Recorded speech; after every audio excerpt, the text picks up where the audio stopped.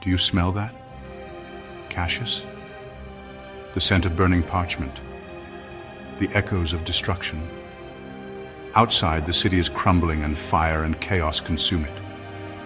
Soon the great library will fall, taking centuries of wisdom with it.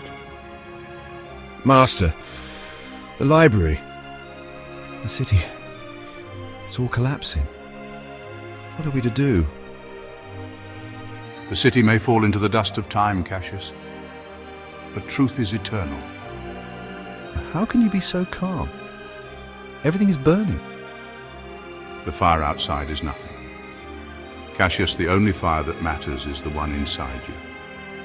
And tonight, before everything changes, you must understand the 7 Hermetic principles, because if you can, nothing can control you.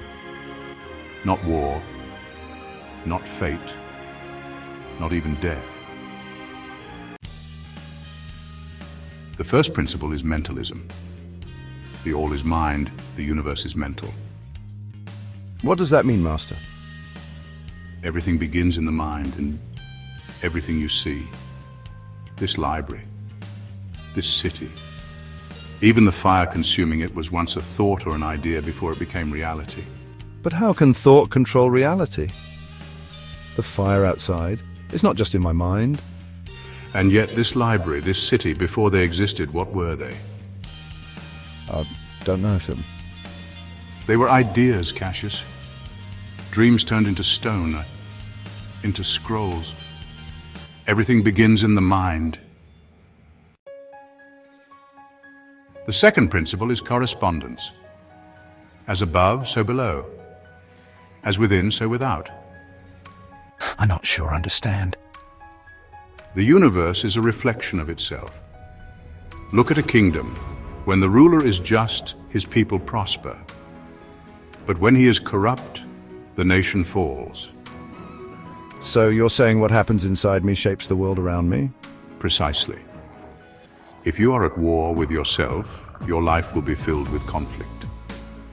But if you master yourself, then even the fall of an empire cannot break me. Exactly, Cassius. When you understand that the inner world mirrors the outer world, you gain control over both. And that leads us to the next great truth. The third principle is vibration. Nothing rests. Everything moves. Everything vibrates. What does that mean? Everything in the universe is in motion, Cassius. The smallest grain of sand, the stars above, even your thoughts. But how does that help me? There was once a merchant who faced an enemy much stronger than himself. Instead of fighting, he changed his vibration. How did he do that? He laughed. He laughed? In the face of war? Yes. His joy was so unexpected, so powerful that his enemy lost the will to fight. He changed his vibration, and reality followed. That is the nature of vibration. Those who understand it can shape their world rather than being shaped by it. The fourth principle is polarity. Everything is dual. Everything has poles. Opposites are merely different degrees of the same essence, Cassius. Light and dark, huh? Hot and cold. Happiness and sorrow. Exactly.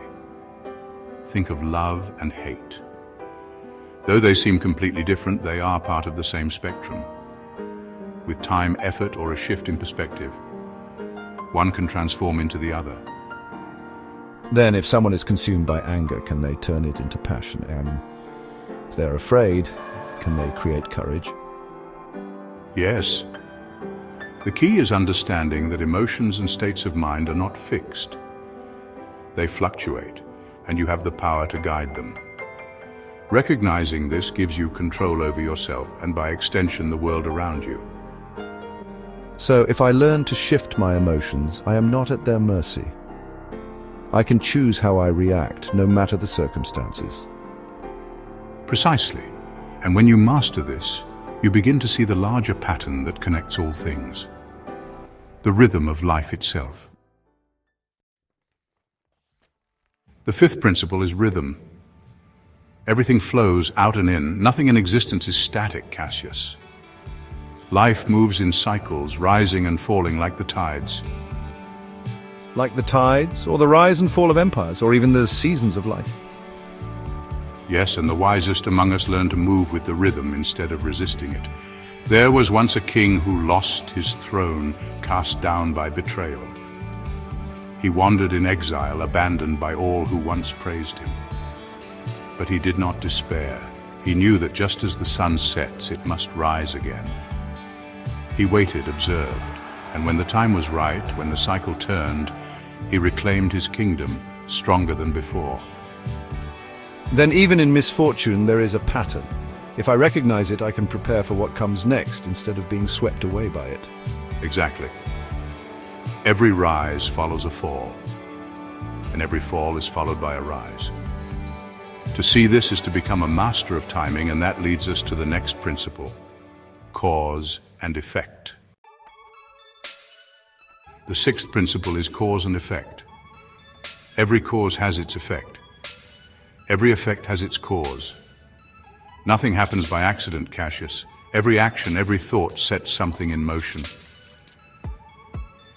Does that mean everything that happens to us is determined? That we have no control? Not quite, Cassius.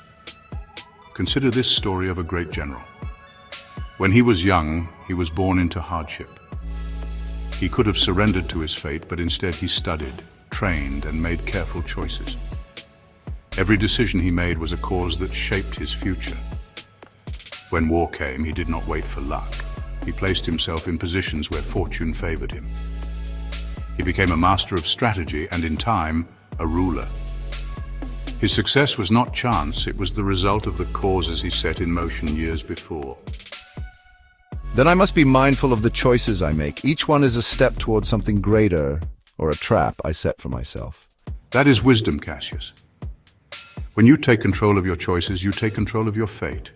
And yet every action you take must be balanced, just as the universe itself is balanced.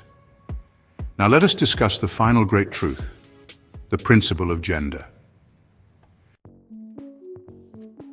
The final principle is gender. Gender is in everything. Everything has its masculine and feminine principles. But this is not simply about men and women, Cassius. It is about forces present in all aspects of existence. But how does that affect the mind? How do these forces shape who we are? The masculine is logic, action, force, structure, and discipline. It is the energy of direction and willpower, the drive to build, conquer, and command.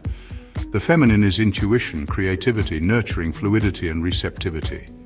It is the energy of connection, emotion, and wisdom, the ability to inspire, heal, and guide from within. Within you both exist. A warrior must have strength, but without strategy, he is reckless.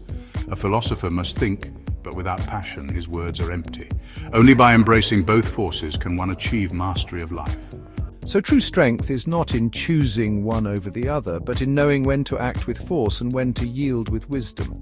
A leader who only commands inspires fear, but never loyalty. One who only nurtures gains love, but not respect. True mastery lies in balance. Master, the fire is close. What do we do? We do not fear.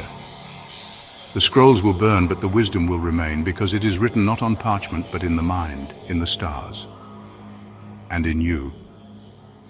And even as the city falls, I am not powerless. No, you are not. The great library is gone, but its wisdom did not perish, and now it reaches you. But knowledge alone is not enough. Will you seek to understand? Will you shape your own reality? Because truth cannot be burned. It is eternal, and it waits for those ready to awaken. I see now. Wisdom is not something to be preserved in stone or parchment. It must live within us. If knowledge is truly eternal, then we must carry it forward. Yes, Cassius, that is correct. And if you found these 7 Hermetic principles enlightening, You should join Holisuite to uncover more wisdom, philosophy, and hidden knowledge. The path to understanding never ends. Let's explore it together.